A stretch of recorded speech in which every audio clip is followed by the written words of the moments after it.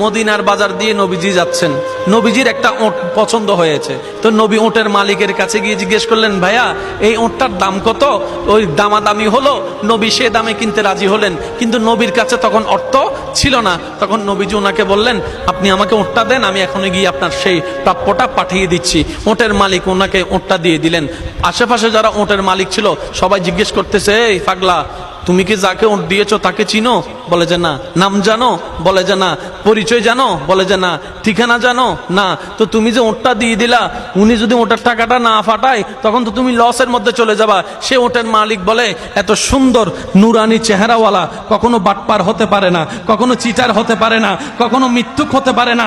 ওনার চেহারা দেখেই তো আমি ওট বিক্রি করার আগে মনটাই বিক্রি করে দিয়েছি, মনটাই বিক্রি করে দিয়েছি, মনটাই বিক্রি করে দিয়েছি। তোমরা যাই বলো, আমার মন বলে উনি আসবেই আসবে, টাকাটা পাঠাবেই পাঠাবে।